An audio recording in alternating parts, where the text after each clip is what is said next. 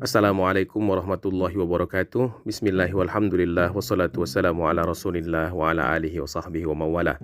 Sahabat arah hidup yang dimuliakan Allah, kita teruskan serial Jejak Rasul kali ini di episode ke-40. Sejak lama memang kaum Yahudi di Madinah tidak merasa terikat dengan perjanjian yang mereka buat dengan Nabi. Perjanjian tinggallah perjanjian. Bahkan mereka justru memihak kaum musyrik daripada kaum muslim yang terang-terang menyembah Tuhan yang Esa, padahal agama mereka juga mengajarkan monoteisme. Maka pada waktu-waktu ini wahyu pun turun penuh dengan peringatan tentang keadaan mayoritas orang-orang Yahudi ini. Misalnya di surah Ali Imran Allah mengatakan bahwa mereka selalu menginginkan kesengsaraan bagimu. Mereka suka kesusahan bagimu. Telah nyata kebencian dari mulut mereka dan wa ma tukhfi suduruhum akbar, yang disembunyikan oleh hati mereka adalah lebih besar lagi kebenciannya. Hal inilah yang kemudian membuat orang Yahudi ini berkomplot dengan suku Nabi di Makkah, yakni orang-orang Quraisy. Mereka mendorong para pemimpin Quraisy untuk bersegera menghancurkan agama Islam ini dan mengembalikan suasana Yathrib seperti semula. Maka sejak saat itu seluruh gerak langkah Nabi selalu dimata-matai dan dilaporkan ke Makkah. Al-Quran menjelaskan tentang mereka, in tamsaskum hasanatun tasuhum wa in tusibukum sayyi'atun yafrahu biha. Kalau kamu peroleh kebaikan, niscaya mereka bersedih hati, tapi kalau kamu mendapat bencana, mereka bergembira karena itu. Dan ini nampak pada reaksi mereka terhadap kemenangan kaum muslimin di perang Badar. Ketika kabar kemenangan datang, suku Qainuqa, Bani Nadir maupun Quraidah merasa cemas, khususnya yang sangat mencolok pada Ka'ab bin Ashraf.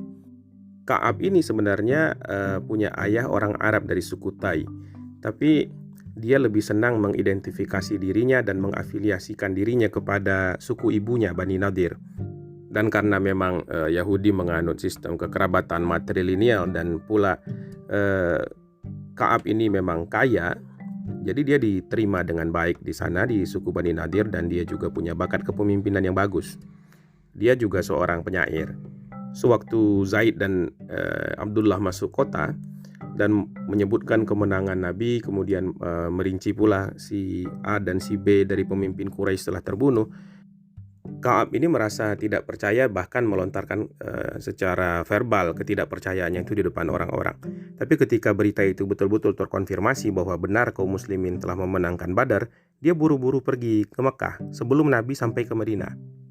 Di Makkah, Ka'ab kemudian menyampaikan secara langsung betapa belasungkawanya, turut berduka citanya atas kematian Abu Jahal, kematian Utsbah, Syaibah dan orang-orang Quraisy lain yang terbunuh.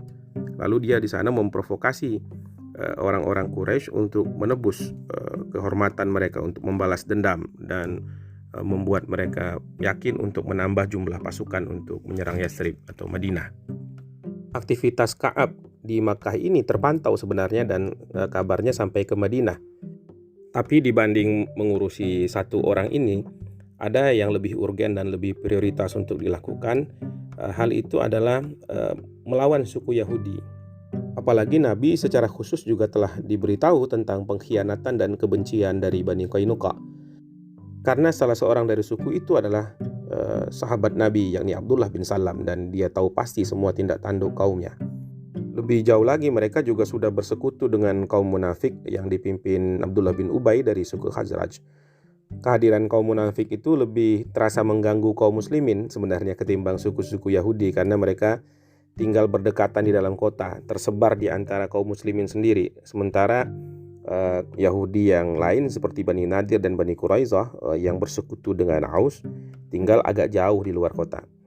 Pada saat-saat yang demikian Nabi menerima wahyu, yakni surah Anfal, wa imma takhafanna min qaumin khiyanatan fanbidh ilaihim ala sawa innallaha la yuhibbul khainin. Dan kalau kamu sudah tahu pengkhianatan dari satu kaum, maka kembalikanlah perjanjian itu kepada mereka dengan cara yang jujur. Sesungguhnya Allah tidak suka orang-orang yang berkhianat. Dan pada ayat selanjutnya Allah juga mengatakan, wa in janahu lisalmi fajnah laha wa tawakkal 'ala Allah innahu huwas samiul alim. Dan apabila mereka condong untuk berdamai, maka condonglah kepadanya dan tawakal kepada Allah. Sesungguhnya dialah yang Maha mengetahui lagi Maha mendengar. Berbasis arahan inilah dan memang juga karakter dari Nabi yang lebih condong kepada perdamaian. Nabi merasa bahwa tidak baik apabila tergesa-gesa dalam memutuskan sesuatu tentang hal penting ini. Selagi bisa diselesaikan dengan cara yang baik, maka cara yang baik itulah yang akan ditempuh. Sehingga hari pertama kepulangan Nabi dari Badar, beliau menemui Bani Qainuqa di pasar mereka di sebelah selatan Madinah. Tersimpan juga harapan di hati Nabi agar mereka sedikit banyaknya terpengaruhlah oleh kemenangan kaum muslimin di Badar. Jadi gentar hatinya, jadi lunak hatinya, terbuka pikirannya sehingga tidak ingin untuk berkonflik dengan kaum muslimin Madinah. Nabi kemudian menemui dan mengatakan kepada mereka, janganlah mengundang kemurkaan Allah seperti yang sudah terjadi pada orang-orang Quraisy. Tapi jawaban yang didapati Rasulullah malah jawaban yang tidak mengenakan. Kata mereka, "Hai Muhammad, tidak usah menepuk dada dan sombong atas kemenanganmu melawan orang-orang yang tidak punya pengalaman perang. Mereka kalah karena memang mereka lemah. Tapi kalau kamu berperang melawan kami, maka kami pasti menang dan kau tahu itu." Mendapatkan jawaban dan sambutan yang tidak baik seperti ini, maka Nabi pun pergi meninggalkan mereka. Selang beberapa hari kemudian, di tempat yang sama di pasarnya Bani Qainuqa terjadi sebuah insiden. Dan inilah yang akan mengantarkan konflik antara kaum Yahudi Bani Qainuqa dengan kaum muslimin di Madinah mencapai klimaksnya. Seorang wanita muslimah pada saat itu bermaksud menjual barangnya atau menukar barangnya. Perhiasan itu ingin ditukar dengan kebutuhan pokok sehari-hari. Tapi dia malah dihina oleh seorang pria Yahudi penjual emas.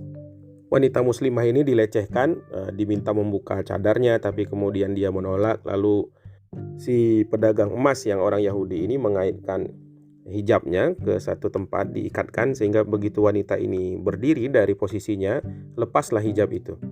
Nah, kejadian ini menarik perhatian orang dan ada seorang pria Ansor yang ada di tempat itu, dia pun membela sang muslimah.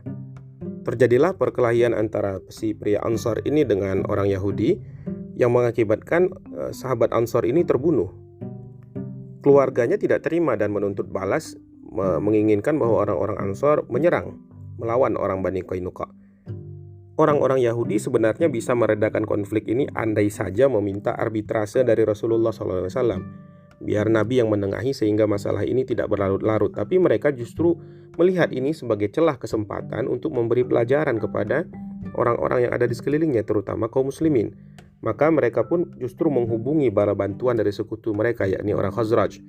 Mereka menghubungi pemimpin kaumnya, diantaranya adalah sahabat Nabi Ubadah bin Samit, dan juga di situ ada Abdullah bin Ubay, sang gembong munafikin. Mereka ingin melakukan sebuah permainan pengalihan konflik dari Yahudi melawan orang Ansor tadi, pihak keluarganya, menuju perpecahan kembali orang-orang Ansor dengan bertameng kepada suku Khazraj. Sedangkan orang-orang Yahudi ini sendiri, mereka kembali ke benteng-bentengnya yang kuat. Mereka siapkan bekal dan peralatan, dan kemudian mereka kumpulkan 700 tentara. Yang ini kalau dihitung berarti lebih dari 2 kali lipat tentara muslim yang berperang di Badar. Mereka yakin akan dapat juga nanti pasukan tambahan yang akan disupport oleh Abdullah bin Ubay dan Ubadah bin Samit, dan tentu Ubadah tidak mungkin melakukan itu. Pada kenyataannya, rekayasa dan makar yang dilakukan oleh Bani Qainuqa ini gagal. Ancaman-ancaman mereka itu berbalik kepada diri mereka sendiri, karena selang beberapa jam saja mereka masuk ke dalam bentengnya, mereka sudah dikepung dari seluruh penjuru oleh tentara yang jumlahnya jauh melebihi jumlah mereka, dan mereka dipaksa untuk menyerah tanpa syarat. Ibnu Ubay mencoba melobi Ubadah bin Samit untuk lakukan upaya-upaya dukungan kepada sekutu mereka dari Bani Qainuqa ini, tapi Ubadah bersikeras bahwa orang yang melanggar perjanjian harus menerima konsekuensi. Maka Abdullah bin Ubay pun kehilangan harapan. Dia sekarang sudah tidak punya pengaruh seperti dahulu ketika Nabi belum ada di Madinah. Dia sekarang tidak akan didengarkan orang apabila dia bertentangan dengan Nabi. Maka penantian Bani Qainuqa terhadap pasukan tambahan itu jadi penantian sia-sia. Mereka akhirnya terpaksa bertahan di dalam bentengnya, makin hari makin putus asa. Tanda-tanda bantuan datang juga tidak ada, dan karena sudah 2 minggu, akhirnya mereka menyerah tanpa syarat. Pada saat itu Abdullah bin Ubay datang lagi ke perkemahan, mendekati Nabi dan berkata, "Hei Muhammad, perlakukanlah sekutu-sekutuku dengan baik." Kata Nabi, "Tidak, mereka sudah melanggar perjanjian." Dan Abdullah bin Ubay mencengkram tangan Nabi. Dia katakan, tolong lepaskan mereka. Mereka sekutu-sekutuku yang sudah banyak membantu aku. Nabi tidak senang dengan cara Abdullah bin Ubay yang memaksa demikian sampai wajah Nabi memerah. Tapi Nabi kemudian berkata, aku jamin hidup mereka. Rasulullah pun pada saat itu baru saja mendapatkan pelajaran dari Allah Subhanahu wa taala yang ayatnya kita temukan di surah Anfal juga sekarang. Fa imma tasqafannahum fil harbi fasyarrid bihim min khalfahum la'allahum yadhakkarun. Kalau engkau temui mereka dalam peperangan, maka cerai-beraikan orang yang ada di belakang mereka dengan menumpas orang-orang itu supaya mereka mengambil pelajaran. Dan kali ini Nabi memberikan pelajaran yang sangat keras. Diputuskanlah bahwa Bani Qainuqa harus menyerahkan semua harta benda mereka dan harus diasingkan keluar Madinah. Rasulullah juga memerintahkan Ubadah kemudian untuk mengantar mereka, mengawal mereka keluar dari tanah Madinah. Mereka di sana mendapat perlindungan dari sesama kerabat Yahudi yang tinggal di sebelah barat laut, yakni di Wadil Qura. Dengan pertolongan mereka, akhirnya Bani Qainuqa bisa bermukim di daerah yang berbatasan dengan Syria. Karena Bani Qainuqa ini adalah para tukang besi, sehingga kaum Ansar dan Muhajirin mendapat banyak sekali peralatan perang dan baju besi yang dibagikan kepada mereka dari sitaan harta-harta Bani Qainuqa ini. Seperlimanya tentu sebagaimana ketentuan diambil oleh Rasulullah SAW untuk kepentingan kaum muslimin seluruhnya. Sisi lain lagi dari kehidupan Nabi, setibanya di Madinah itu Rasulullah bersama Fatimah berziarahlah ke makam Ruqayyah, putri beliau. Ini adalah kehilangan kedua dari keluarga inti Nabi setelah wafatnya Ibunda Khadijah Al-Kubra. Fatimah tentu sangat sedih atas kematian saudarinya itu. Waktu itu dia terisak berjongkok di sebelah Nabi. Rasul berusaha menenangkannya dan mengusap air matanya dengan ujung jubah beliau. Sebelum itu ada perintah dari Nabi untuk melarang tumpahnya air mata, larangan meratap.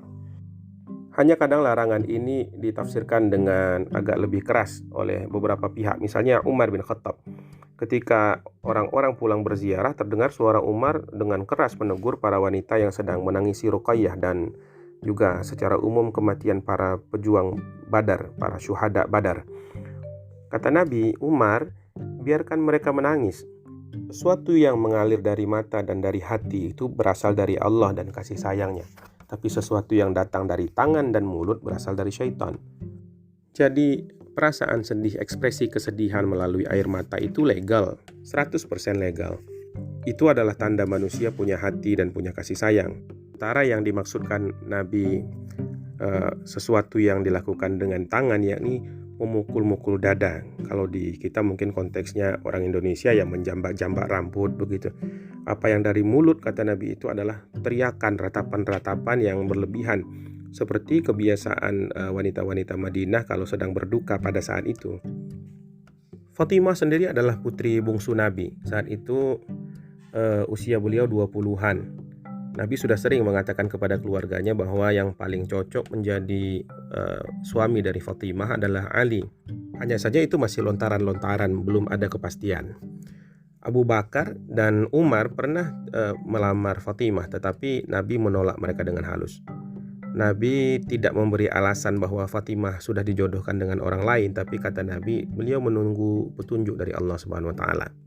Selang seminggu saja dari kepulangan pasukan Badar, datanglah kepastian itu bahwa sudah saatnya Fatimah dinikahkan dengan Ali bin Abi Thalib. Pada awalnya Ali itu ragu karena beliau merasa dirinya sangat miskin. Dia tidak punya warisan apapun dari bapaknya. Yang dipunyai Ali hanyalah sebuah rumah kecil di dekat masjid. Tapi karena beliau mengetahui bahwa keputusan Nabi tidak boleh diragukan, dia pun akhirnya menguatkan diri. Dan terjadilah akad nikah antara dua orang yang mulia ini, Ali bin Abi Thalib dengan Fatimah binti Rasulullah Sallallahu Alaihi Wasallam. Setelah diadakan akad nikah, maka Nabi menggelar satu walimah. Disembelihlah seekor biri-biri jantan dan ada pula sumbangan gandum dari kaum Ansar. Yang sangat bersemangat dalam membantu prosesi itu adalah Abu Salamah. Selain karena kedekatan hubungan kekeluargaan, Abu Salamah merasa sangat berhutang kepada ayahnya Ali, yakni Abu Thalib, yang sudah melindunginya dari kekejaman Abu Jahal dahulu. Ummu Salamah bersama Aisyah sibuk menyiapkan semua keperluan perhelatan itu, dari makanan sampai menyediakan tempat tinggal bagi mereka. Di tempat tinggal itu ditaburkan pasir halus yang dikumpulkan dari tepi sungai sebagai alas lantai. Tempat tidur mereka disiapkan dari kulit kambing yang dibungkus kain bergaris-garis dari Yaman yang warnanya dikatakan sudah pudar. Begitulah kesederhanaan pernikahan mereka, padahal dua orang ini adalah sebaik-baik manusia. Berlawanan sekali dengan apa yang terjadi saat ini, di mana orang yang tidak punya kemuliaan agama maupun kemuliaan sosial sibuk bermegah-megahan dengan pesta perkawinan. Bantal kemudian dibuatkan dari kantong kulit yang diisi dengan serat pohon kurma, dan disajikan pula kurma dan buah ara sebagai makanan ringan di samping makanan utama. Minuman pun berupa air yang sudah diberi wewangian sedikit itu dihidangkan.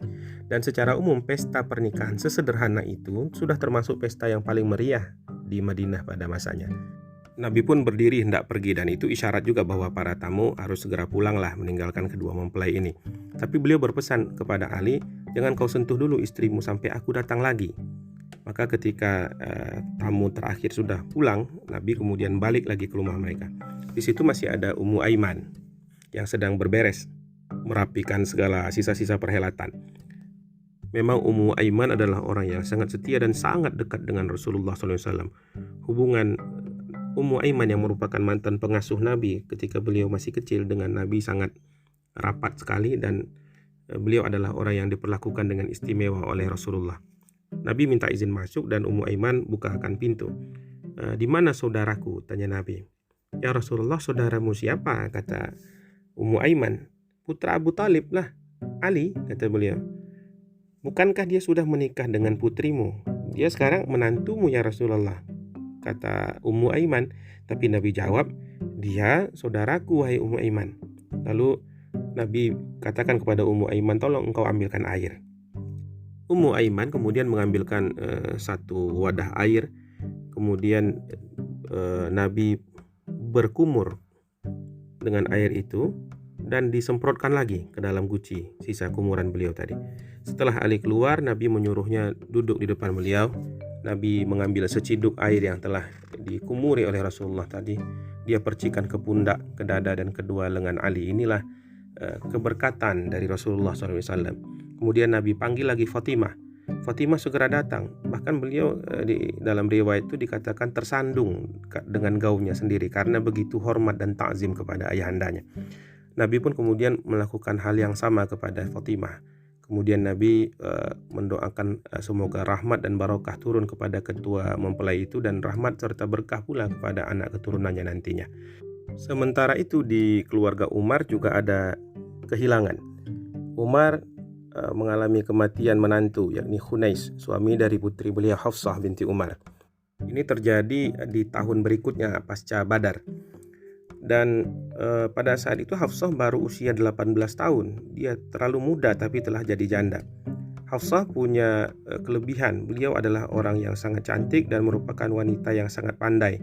Dia pula sama seperti ayahnya Umar, pandai membaca dan menulis. Dikarenakan Ruqayyah sudah wafat dan Utsman sekarang menduda, maka Umar berinisiatif untuk menawarkan Utsman supaya menikahi putrinya. Kata Utsman, "Aku akan pertimbangkan." Tapi kemudian Utsman berpikir, lebih baik aku tidak usah menikah dulu untuk sementara waktu. Umar tentu agak kecewa dengan jawaban itu. Dalam hati dia bertekad untuk mencari suami yang lebih baik lagi, maka ia menemui Abu Bakar. Namun di tempat Abu Bakar, gayung tetap saja tidak bersambut. Abu Bakar juga tidak bersedia untuk menerima tawaran dari Umar itu.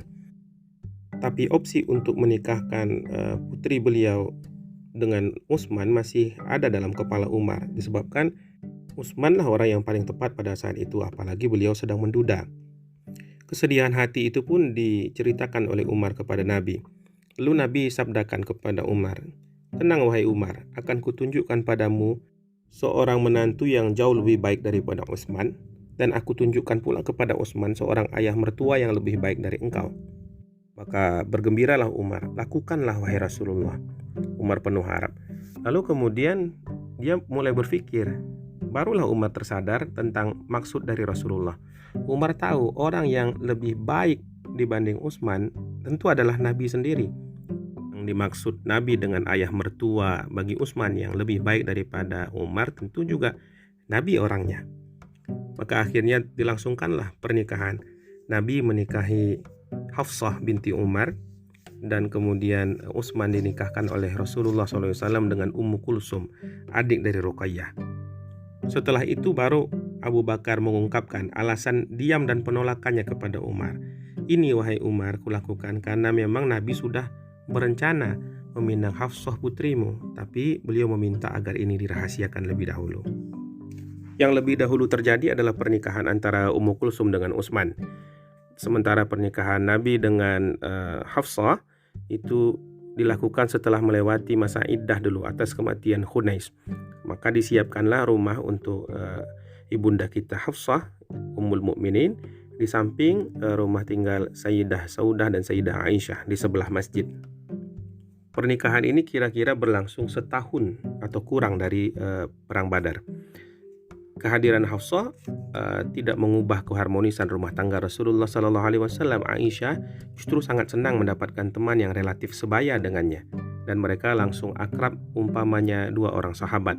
Sedangkan Saudah yang selama ini lebih memainkan peran seperti ibu bagi Aisyah, dia mendapatkan kesayangan baru lagi yang usianya memang pautnya cukup jauh di bawahnya, yakni Hafsah binti Umar. Hampir bersamaan waktu dengan pernikahan ini, saudara ipar Umar, paman Hafsah dari pihak ibu, meninggal dunia. Dia adalah Utsman bin Maz'un. Dia bersama istrinya Khawlah itu sama-sama dekat dengan Rasulullah. Utsman adalah orang yang paling zuhud di antara para sahabat. Dia bahkan telah menjadi seorang yang zuhud sejak sebelum wahyu Islam turun. Semenjak hijrah ke Madinah, dia sangat tertekan oleh hasrat-hasrat duniawi, maka dia meminta izin kepada Nabi untuk menjadi seorang yang dalam bahasa kita sekarang mungkin sufi ya, yang menghabiskan sisa-sisa usianya untuk menjadi orang yang fakir, menghabiskan waktu hanya untuk ibadah kepada Allah Subhanahu wa taala. Pernah beliau ini ditegur oleh Nabi, "Apakah engkau tidak menjadikan aku teladan bagimu, hai Utsman? Aku ini menikah, aku makan daging, aku puasa, tapi aku ada berbukanya, dan bukan termasuk kaumku, wahai Utsman, orang yang menjadikan dirinya dan orang lain fakir." Tapi seolah-olah Utsman bin Maz'un tidak paham akan isyarat dari Nabi ini. Maka di lain ketika lagi Nabi mengulang kembali kepada beliau. "Man," kata Nabi, "tidakkah engkau meneladaniku?" Lalu beliau mengatakan, "Iya ya Rasulullah." "Apa salahku ya Rasulullah?" "Engkau salah karena engkau berpuasa tiap hari," kata Nabi, "dan engkau asyik beribadah sepanjang malam." "Benar wahai Nabi, itulah yang saya lakukan dan aku berharap Allah ridho kepadaku." Kata Nabi, "Tidak begitu, dan jangan lakukan seperti itu, karena sesungguhnya matamu itu punya hak, tubuhmu juga punya hak, keluargamu pun punya hak yang harus kau penuhi. Maka sholat tapi ada juga tidur wahai Utsman, berpuasa tapi juga ada hari-hari yang berbuka." Itulah pesan Nabi agar kehidupan ini seimbang. Segala kenikmatan yang diberikan oleh Allah Subhanahu wa taala hendaklah dicicipi dengan kadar yang wajar, yang tidak melalaikan manusia. Allah sudah mengatakan, "Wa ja'ala lakumus sam'a wal absara wal af'idah la'allakum tashkurun." Allah jadikan bagimu pendengaran, penglihatan dan hati agar kamu bersyukur. Katakan pula di surah lain, misalnya di surah Rum, "Wa min ayatihi an khalaqalakum min anfusikum azwajan litaskunu ilaiha wa ja'ala bainakum mawaddatan wa rahmah inna fi dzalika laayatil liqaumin yatafakkarun." Dan di antara tanda-tanda kekuasaan Allah adalah Dia menciptakan untukmu istri-istri dari jenismu sendiri, supaya kamu cenderung dan punya perasaan tentram kepada mereka, dan dijadikan di antara kamu ikatan kasih sayang. Sesungguhnya pada yang demikian itu ada tanda-tanda bagi orang-orang yang berfikir. Tidak selamanya hidup ini harus susah saja, dan bukan hanya kesusahan yang bisa mengantarkan orang Islam kepada pahala. Bahkan kesenangan-kesenangan juga, selagi dia halal dan ditujukan untuk mendapatkan ridho dari Allah Subhanahu wa taala, akan terhitung pula sebagai kebaikan di sisi Allah. Di bulan-bulan puasa seperti ini misalnya, Allah menyuruh kita puasa bersusah-susah, tapi Allah memberikan kepada kita juga syariat untuk makan sahur sehingga kita kuat badannya. Dan sunnah pula bahwa sahur itu diakhirkan. Kemudian Allah berikan pula kita waktu berbuka, dan waktu berbuka itu sunnahnya adalah disegerakan, sehingga antara derita, kemudian kesengsaraan dengan kebaikan-kebaikan dan kegembiraan, semuanya bisa menjadi sumber pahala bagi orang-orang Islam. Di manusia yang terdiri dari jiwa tapi juga ada raganya, kesenangan-kesenangan alamiah itu disucikan dengan cara bersyukur kepada Allah sebagai satu cara untuk mendekatkan diri kepada Allah Subhanahu wa taala. Nabi bahkan mencontohkan pada diri beliau sendiri. Dia katakan, "Aku menyukai wewangian, wanita, dan kesejukan mata yang kutemukan di dalam sholat." Artinya Nabi mengatakan bahwa beliau adalah orang yang senang dengan hal-hal yang wangi. Nabi juga menyayangi istri-istri beliau. Namun Nabi adalah orang yang paling khusyuk dalam sholatnya. Pada saat Utsman bin Mas'un meninggal, Rasulullah segera pergi sebelum beliau dikuburkan untuk mengunjunginya bersama Aisyah. Nabi berurai air mata ketika mencium pipi Utsman. Beliau adalah orang yang sangat baik dan kebaikannya terkenang oleh Nabi SAW. Umar sedikit banyaknya memendam kecewa juga melihat saudaranya itu, orang yang sangat ia kagumi, ternyata meninggal tidak sebagai syahid di medan perang. Tabaqat Ibnu Sa'ad misalnya kita temukan asar dari Umar yang mengatakan bahwa beliau menyatakan ketika Utsman bin Mas'un meninggal dan penyebab kematiannya bukanlah karena terbunuh dalam peperangan, maka aku sedikit menjadi kurang penghargaanku terhadapnya, dan aku berkata, orang ini sudah berpantang dari kenikmatan dunia. Dia adalah orang yang paling zuhud dan hebat di antara kita semua, dan kini dia meninggal bukan sebagai syahid.